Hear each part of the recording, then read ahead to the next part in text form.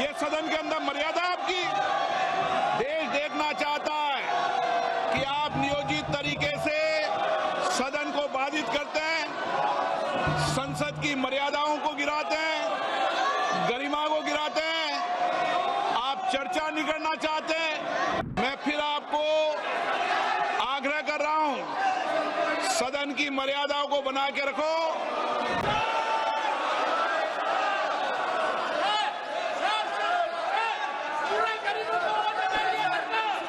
प्रश्नकाल question number 101 Shri Dushyant Singh ji 101 sir.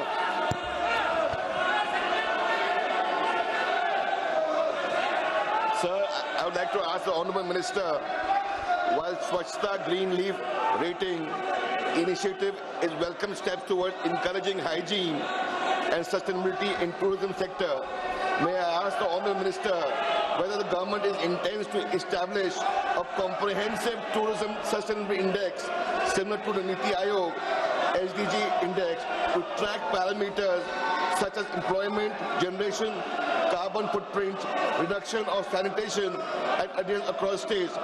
Furthermore, will the minister consider offering fiscal and regulatory incentives for wider adoption of the SGLR standard in the sector? Lastly, I would to ask the minister, is there any dashboard which the government is intends to put out which will help travelers to make their decision to stay at places?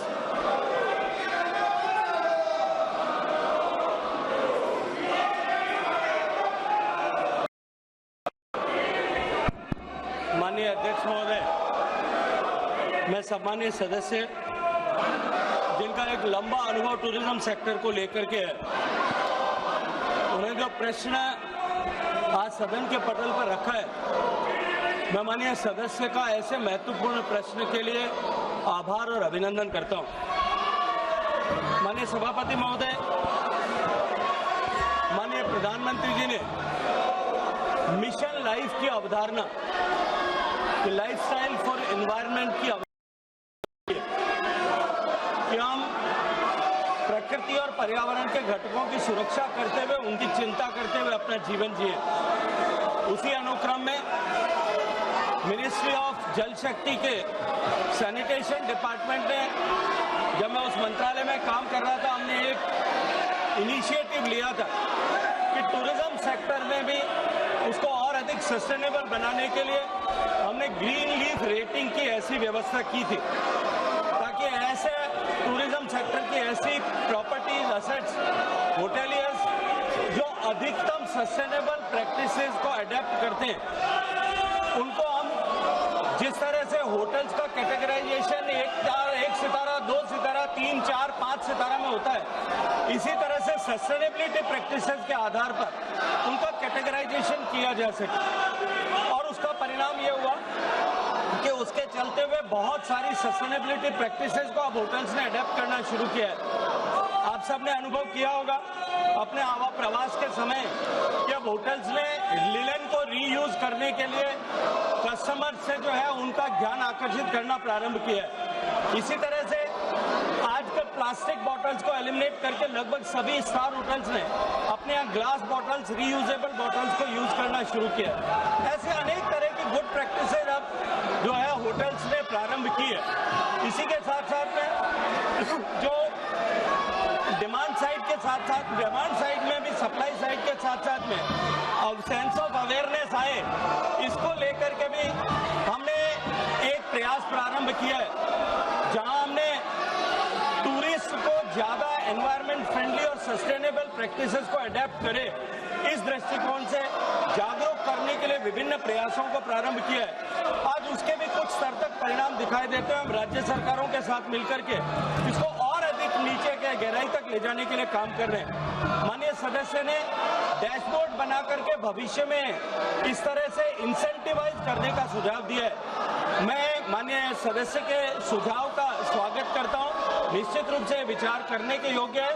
आने वाले समय में हम इसे और अधिक विस्तार प्रदान करने के लिए हमने टूरिस्ट को गाइड करने के लिए टूरिस्ट सस्टेनेबल प्रैक्टिसेस को अडेप्ट करें, इसको लेकर के हमने पर्यावरण मित्र पर्यटन मित्र और पर्यटन दीदी ऐसी योजनाएं भी प्रारंभ की है जिसमें हम टूरिस्ट को मोर जो है सस्टेनेबिलिटी प्रैक्टिसेस को अडेप्ट करने के लिए जागरूक करें। Sir, I would like to ask the second question.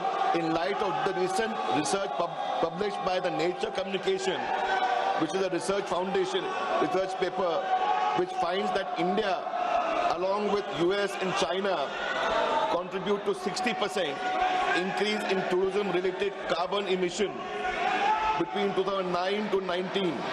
May I ask, globally, may I ask the Honourable Minister, measures taken by the government to reduce environment impact on tourism sector, particularly through low carbon transport, energy efficient infrastructure and ecotourism promotion. Additionally, industry like CAI and EY, Ernst & Young, has projected that India will need 61.3 lakh skilled workers in tourism sector by 2036.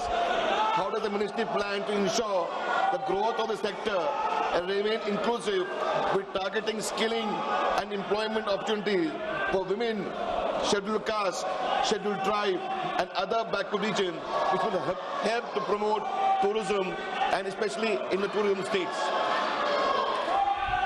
धन्यवाद माननीय सभापति महोदय, माननीय अध्यक्ष महोदय।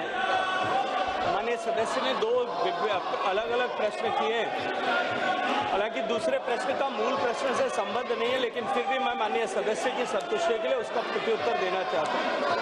पहले प्रश्न जो उन्होंने पूछा, मुझे लगता है कि मैंने अपने फर्स्ट सप्लीमेंट्री को रिप्लाई करते हुए विस्तार से उस विषय को रखा है कि हमने सस्टेनेबिलिटी को इंसेंटिवाइज करने, सस्टेनेबल प्रैक्टिसेस को अडेप्ट करने, डिमांड और सप्लाई दोनों साइड में, उसके लिए बहुत सारी प्रैक्टिसेस को प्रारंभ किया है। टूरिज्म मूलतः प्रारंभिक रूप से राज्य का विषय है। राज्य सरकारों ने भी इस पर बहुत सारे इनिशिएटिव लिए हैं। सिक्किम ने अपने यहाँ पर जिस तरह से जीरो प्लास्टिक की कॉन्सेप्ट के साथ में काम करना शुरू किया है, से बहुत सारे डेस्टिनेशंस में इस तरह के गुड प्रैक्टिसेस को अडेप्ट करने का प्रभाव दिखाई देता है। अभी हाल ही में माननीय प्रधानमंत्री जी के नेतृत्व में उत्तर प्रदेश में जो प्रयागराज का कुंभ आयोजित हुआ, 66 करोड़ लोग वहां गए। लेकिन मैं जिम्मेदारी के साथ में कह सकता हूं, पक्ष विपक्ष के सभी माननीय सांसदों ने वहां पर जो है कुंभ में स्नान किया होगा, लेकिन कुंभ में जीरो प्लास्टिक उपयोग किया गया और प्लास्टिक वेस्ट वहां कलेक्ट नहीं हुआ। अगर हम सब लोग मिलकर के प्रयास करते हैं, निश्चित रूप से उसका परिणाम आता है।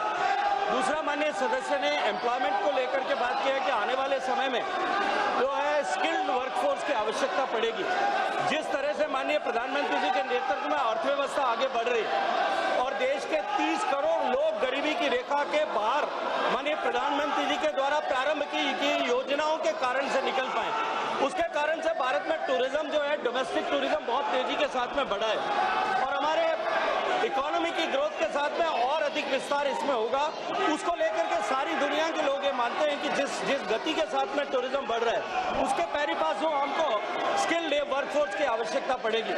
भारत सरकार अपने इंस्टीट्यूट्स के माध्यम से लोगों को, युवाओं को इस कैरियर हॉस्पिटैलिटी इंडस्ट्री में अडेप्ट करने के लिए प्रेरित करती है और उनको ट्रेन करती है। हमने इसको और इंडस्ट्री फ्रेंडली बनाने के लिए दुनिया की जितनी ग्लोबल बड़ी चेन्स है जो भारत में प्रेजेंस है जिनका, उनके साथ में अपने इंस्टीट्यूट्स को पेयर किया ताकि वो और ज़्यादा इंडस्ट्रियल फ्रेंडली स्किल जो है प्राप्त कर सकें। इसके अलावा बहुत सारे राज्य के विश्वविद्यालय और प्राइवेट विश्वविद्यालय भी इसमें ट्रेनिंग दे रहे हैं। लेकिन मैं ये मानता हूँ कि कोई भी स्किल की ट्रेनिंग जो है वो डिमांड के सापेक्ष, ऑर्गेनिकली उसकी डिमांड के सापेक्ष में ट्रेनिंग फैसिलिटीज बढ़ती है। जैसे जैसे ट्रेनिंग फैसिलिटीज की आवश्यकता बढ़ेगी, मुझे लगता है सरकार के क्षेत्र में राज्य सरकारों के द्वारा और यूनिवर्सिटीज एकेडमिया के द्वारा इसको एड्रेस करने के स्वाभाविक रूप से प्रयास होंगे। लेकिन निश्चित रूप से मैं ये मानता हूँ कि जिस गति के साथ में भारत में टूरिज्म बढ़ रहा है, आने वाले समय में भारत में टूरिज्म जो है वो एग्रीकल्चर के बाद में सबसे ज्यादा एम्प्लॉयमेंट का कंट्रीब्यूटर होगा और जो है जिस गति के साथ में हम बढ़ रहे हैं, आने वाले समय में जब भारत की अर्थव्यवस्था माननीय प्रधानमंत्री जी के नेतृत्व में 2047 तक जो अपेक्षित है, वहां पहुंचने तक tourism sector global rate of contribution of tourism जो है उसके अनुरूप 10% का कंट्रीब्यूटर बनेगी और निश्चित रूप से बड़े संख्या में लोगों को रोजगार उसके माध्यम से मिलेगा। माननीय सदस्य, क्या आप सदन बाधित करना चाहते हैं? ऑपरेशन सिंदूर पर चर्चा नहीं करना चाहते? नहीं करना चाहते चर्चा? मिस्टर गोगोई और आप सब राजनीतिक दल के लोग आए थे, आपने कहा ऑपरेशन सिंदूर पर चर्चा होनी चाहिए, फिर आप सदन बाधित कर रहे हैं। आखिर सदन आप क्यों नहीं चलने दे रहे? प्रश्नकाल माननीय सदस्यों का सबसे महत्वपूर्ण समय होता है। आखिर देश जानना चाहता है कि आप प्रश्नकाल क्यों स्थगित करना चाहते हैं, क्यों आप प्रश्नकाल के अंदर नियोजित बाधा करना चाहते हैं। माननीय प्रतिपक्ष के नेता, आपके दल के नेताओं को समझाओ, इनको सदन में पर्चे फेंकने के लिए, तख्तियां लाने के लिए नहीं भेजा है। आप प्रश्नकाल नहीं चलाना चाहते, आखिर जवाब दो। देश जानना चाहता है कि आप प्रश्नकाल क्यों नहीं चलाना चाहते। 10 महत्वपूर्ण मंत्रालयों पे आज चर्चा होने वाली है। शिक्षा, पर्यावरण, वित्त, श्रम, ऐसे महत्वपूर्ण विभागों पर चर्चा होना चाहती है। सदस्यों का समय होता है, आप प्रश्नकाल नहीं करना चाहते। आखिर क्यों प्रश्नकाल स्थगित करा रहे हो आप? क्यों सदन के अंदर नारेबाजी, तख्तियां, पर्चा फेंक रहे हो? ये सदन के अंदर मर्यादा आपकी? देश देखना चाहता है कि आप नियोजित तरीके से सदन को बाधित करते हैं, संसद की मर्यादाओं को गिराते हैं, गरिमा को गिराते हैं।